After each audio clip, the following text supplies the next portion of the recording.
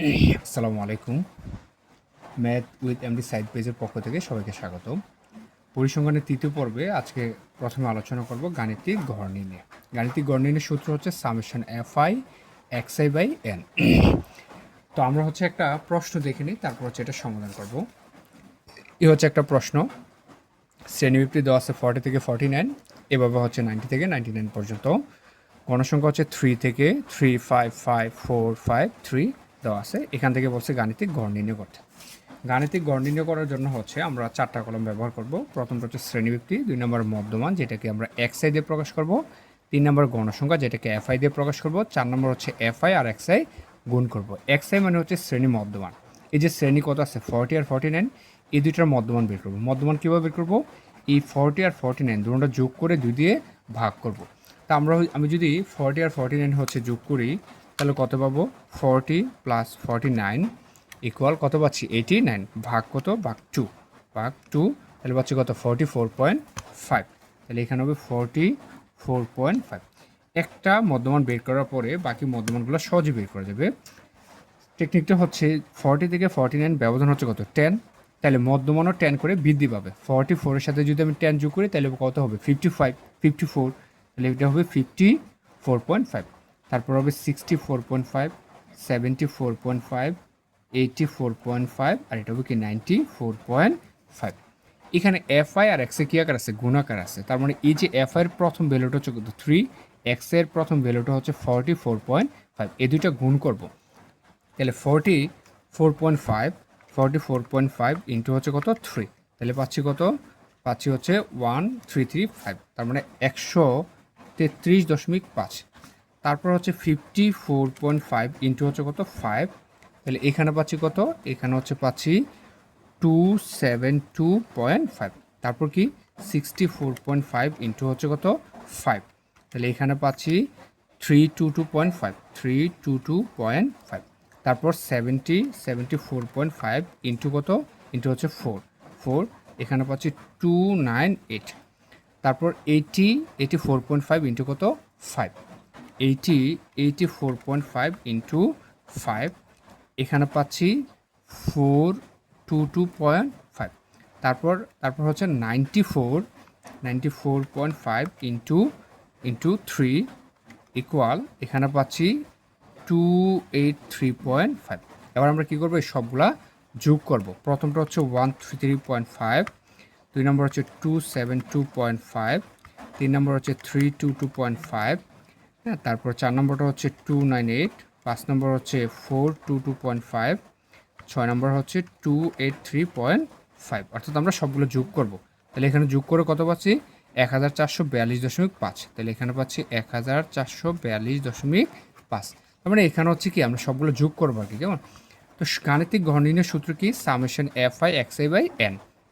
N মানে মোট গণসংখ্যা, সবগুলো যোগ করে 3 আর 5 কত? 8 আর হচ্ছে 8, 8 আর 5 কত? 13, 13 আর 4 17, 17 আর 5 কত? 22, 22 আর 3 হচ্ছে 25। তাহলে এনের মান পাচ্ছি 25। তাহলে এফআই এক্সে কত? 1442.5, আর নিচে হচ্ছে এনের মান হচ্ছে কত? 25। এটাকে যদি আমরা হচ্ছে ভাগ করি 25 দ্বারা, ভাগ 25, তাহলে এখানে পাচ্ছি 57.7। কত পাচ্ছি? 57.7। ওকে, তাহলে এটা হচ্ছে কি? এটা হচ্ছে গাণিতিক গড় নির্ণয়, গাণিতিক গড়। এবার হচ্ছে আলোচনা করব অবিন্যস্ত উপাত্তের মধ্যক নির্ণয়। মধ্যক কীভাবে নির্ণয় করতে হবে? অবিন্যস্ত উপাত্তের মধ্যক নির্ণয়ের দুইটা সূত্র। একটা হচ্ছে উপাত্তের মোট সংখ্যা জোড় হইলে, আরেকটা হচ্ছে উপাত্তের মোট সংখ্যা বিজোড় হইলে। আমি প্রথমে আলোচনা করব উপাত্তের মোট সংখ্যা, মোট গণসংখ্যা যদি কি হয়? বিজোড় হয়। তাহলে কি লিখলাম? মোট গণসংখ্যা, এটাকে এন দিয়ে প্রকাশ করা হয়। বিজোড় হলে মধ্যক নির্ণয়ের সূত্র হচ্ছে n+1/2 তম পদের মান। অর্থাৎ মোট গণসংখ্যার সাথে 1 যোগ করতে হবে, তারপর সেটাকে 2 দিয়ে ভাগ করতে হবে। ভাগ করার পরে যে মান পাবো অততম পদের মানই হবে কি নির্ণয় মধ্যক। আমি একটা সূত্র যদি লিখি, প্রথমে আমি যদি হচ্ছে একটা অঙ্ক দেখি। আচ্ছা, আমি এখানে হচ্ছে একটা কিছু উপাত্ত লিখে ফেললাম। 5, 6, 8, 10, 9, 3, 4, 6, 7। এখান থেকে কী করতে হবে? মধ্যক নির্ণয় করতে হবে। তা আমি হচ্ছে কি করব, প্রথমে মদ্যক নির্ণয় করার প্রথম কাজ হচ্ছে এই উপাত্তগুলোকে মানের ক্রমানুসারে সাজিয়ে লিখতে হবে, অর্থাৎ ছোট থেকে বড় অথবা বড় থেকে ছোট আকারে সাজিয়ে লিখতে হবে। তাহলে আমি কী লিখলাম, উপাত্তগুলোকে মানের ক্রমানুসারে সাজিয়ে পাই। সাজিয়ে যদি লিখি, সর্বপ্রথম সবচেয়ে ছোটো কথা আছে 3, তাহলে লিখলাম 3, তারপর কথা আছে 4, তারপর 4, তারপর হচ্ছে কত 5, এভাবে হচ্ছে কত 4 5 6 6 7 8 9 10। তাহলে আমি যদি এখন দেখি যে মোট গণসংখ্যা n ইকুয়াল 1 2 3 4 5 6 7 8 9, তার মানে 9, যা কি সংখ্যা, বিজোড় সংখ্যা। তাহলে উপাত্তের মোট সংখ্যা হচ্ছে 9টা, যেটা কি বিজোড় সংখ্যা। তাহলে মধ্যক নির্ণয় সূত্র কি n+1/2 তম পদের মান। এখন মান বসাবো, এই যে n মানে কি মোট গণসংখ্যা কয়টা, 9টা, তার মানে 9 প্লাস কত 1 ভাগ কত 2 তম পদের মান। 9 আর 1 যোগ করলে কত পাচ্ছি 10, এততম পদের মান। 10কে 2 দিয়ে ভাগ করলে কত পাচ্ছি 5তম পদের মান। 5তম পদ মানে কি 5 নাম্বার যেটা আছে, আমি যদি দেখি এটা 1 নাম্বার, এটা 2 number, 3 number, 4 number, 5 number. 5 number কত আছে 6, তাহলে নির্ণয় মধ্যক কত হবে, নির্ণয় মধ্যক হবে 6। তাহলে সূত্রটা হচ্ছে কি মোট সংখ্যা, মোট গণসংখ্যা বিজোড় হইলে n+1/2 তম পদের মান। তারপর কি করতে হবে, উপাত্তগুলোকে মানের ক্রমানুসারে সাজাতে হবে, তারপর লিখতে হবে মোট গণসংখ্যা। মোট গণসংখ্যা লেখার পরে যে সংখ্যাটা আসবে ওইটা লিখতে হবে, যা কি সংখ্যা, বিজোড় সংখ্যা। তারপর সূত্রটা লিখে কি করব, মান বসাবো। মান বসে আমরা কত পেলাম, 5তম পদের মান কত পেলাম 6, তাহলে নির্ণয় মধ্যক হচ্ছে কত 6। এবার হচ্ছে আমরা দেখব যে অবিন্যস্ত উপাত্তের মোট গণসংখ্যা জোড় হলে কীভাবে আমরা হচ্ছে মধ্যক নির্ণয় করব। মোট গণসংখ্যা n ইকুয়াল জোড় হলে মধ্যক ইকুয়াল হচ্ছে n/2 তম পদ প্লাস n/2 প্লাস 1তম পদ আর নিচে কত 2। তাহলে এটা হচ্ছে কি উপাত্তের মোট গণসংখ্যা জোড় হইলে মধ্যক নির্ণয়ের সূত্র। একটা উদাহরণ আমরা যদি দেখি, আমরা হচ্ছে একটা উপাত্ত দেখে নিলাম, কত 30 31 24 এরকম করে কিছু সংখ্যা দেওয়া আছে, এখান থেকে মধ্যক নির্ণয় করতে হবে। তাহলে আমাদের প্রথম কাজ হচ্ছে কি উপাত্তগুলোকে মানের ক্রমানুসারে সাজিয়ে লিখতে হবে, অর্থাৎ ছোট থেকে বড় আকারে সাজিয়ে লিখতে হবে অথবা বড় থেকে ছোট আকারে সাজিয়ে লিখতে হবে। আমি যদি ছোট থেকে লিখি 20 24 এভাবে সাজিয়ে লিখে কত পেলাম 35 পর্যন্ত পাইলাম।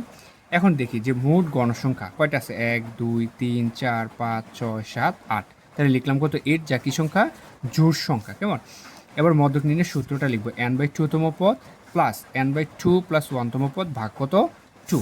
এখন হচ্ছে কী করবো, আমরা মান বসাবো। এই যে n এর মান কত 8, তাহলে 8 ভাগ কত 2 তম পদ প্লাস n এর মান কত 8 ভাগ কত 2 প্লাস কত 1 তম পদ ভাগ কত 2। তাহলে এই 8কে যদি আমি 2 দিয়ে ভাগ করি তাহলে কত পাচ্ছি 4, তাহলে 4তম পদ 4তম পদ প্লাস 4, এখানে 8কে 2 দিয়ে ভাগ করে কত পাচ্ছি 4 পাচ্ছি, আর 4 এর সাথে 1 যোগ করলে কত 5, তাহলে 5তম পদ 5তম পদ। এবার এখন হচ্ছে আমরা দেখবো যে 4তম পদের মান কত। 4তম মানে কোনটা, যেটা 4 নাম্বার আছে, 1 2 3 4, 4 নম্বরে কত আছে 28 প্লাস তারপর কি 5তম, 1 2 3 4 5, 5তম হচ্ছে কত 30 ভাগ কত 2। 28 আর 30কে যদি আমরা যোগ করি তাহলে 30 আর 20 হচ্ছে কত 50, আর হচ্ছে এখানে 8, তার মানে 58, 58 ভাগ 2। 58কে যদি আমি 2 দিয়ে ভাগ করি তাহলে পাবো কত 29, তাহলে নির্ণয় মধ্যক হচ্ছে কত 29। তাহলে উপাত্তের মোট সংখ্যা জোড় হইলে মধ্যক নির্ণয় করতে হলে আমাদের প্রথম কাজ হচ্ছে কি উপাত্তগুলোকে মানের ক্রমানুসারে সাজিয়ে লিখতে হবে। তারপর কি করতে হবে, মোট গণসংখ্যা n ইকুয়াল 8 10 12 যত হবে, অর্থাৎ জোড়তে হবে, যেহেতু আমি জোড় নির্ণয়ে জোড় সংখ্যা হলে কীভাবে নির্ণয় করতে সেটা বুঝাচ্ছি। তারপর কি লিখবো, যা কি সংখ্যা, জোড় সংখ্যা। তারপর কি করবো, মধ্যক নির্ণয়ের সূত্রটা লিখবো, লিখার পরে n এর জায়গাতে n এর মান বসাবো। কেমন, এখানেও বসাবো n এর মানকে, অর্থাৎ এই যে 8কে 2 দিয়ে ভাগ করে কত পাচ্ছি 4, এটা 4তম হয়েছে, তার সাথে 1 যোগ আছে, তার মানে এটা কত হবে 5তম। এটা যদি 6তম হইতো তাহলে এটা হইতো 7তম। তারপর আমরা দেখবো এখানে ক্রমানুসারে যে সাজিয়ে লিখছি, এখানে 4তম পদের মান কত যত হবে এখানে তত বসাবো, 5তম যত হবে তত বসাবো। তারপর এই দুইটা আমরা যোগ করে কি করব, 2 দ্বারা ভাগ করবো। তাহলে ভাগ করে আমরা কত বললাম 29। তাহলে নির্ণয় মধ্যক হচ্ছে কত 29। যদি ভিডিওটি ভালো লাগে তাহলে হচ্ছে লাইক কমেন্ট শেয়ার করার জন্য অনুরোধ থাকবে। নিয়মিত ক্লাস পাওয়ার জন্য math with MD site page follow করার অনুরোধ থাকবে।